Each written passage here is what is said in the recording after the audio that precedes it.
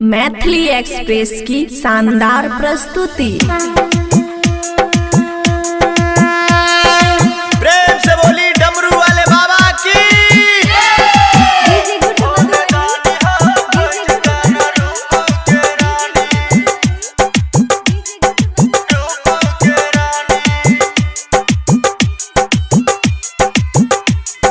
खुशी recording studio बलुआहा। तोरा पर चढ़ाव गंगा के पानी, तोरा पर चढ़ाव गंगा के पानी, तोरा पर चढ़ाव गंगा के पानी।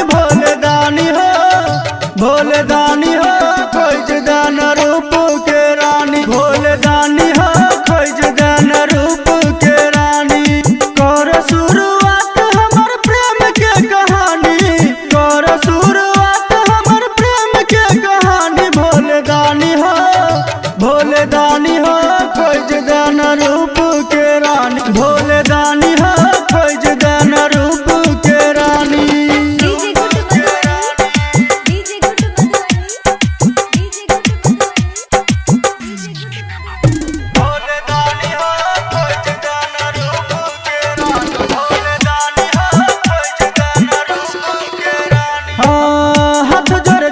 बाबा चरण में ठार हो, जल्द से हमर लगाई दे जुगाड़ हो। हाथ जोड़ छिया बाबा चरण में ठार हो, जल्द से हमर लगाई दे जुगाड़ हो। कर नहीं तू लेट बड़ा है छे परेशानी, कर नहीं तू लेट बड़ा है छे परेशानी। भोले दानी हो खोज दान रूप के रानी। भोले दानी हो खोज दान रूप के रानी।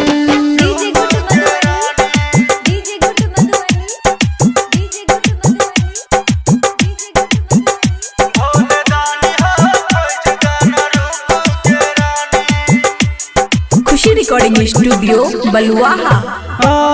तोरा चढ़लिया बाबा बेल के पतिया हो, पूरा करा बाबा हमर दिल के बतिया हो। तोरा चढ़लिया बाबा बेल के पतिया हो, पूरा करा बाबा हमर दिल के बतिया हो। राइटर सोनी सागर के पूज परेशानी, महेश्वर बिरलिया के पूज परेशानी। भोले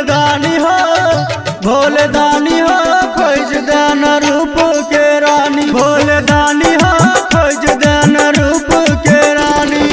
खुशी रिकॉर्डिंग स्टूडियो बलुआहा।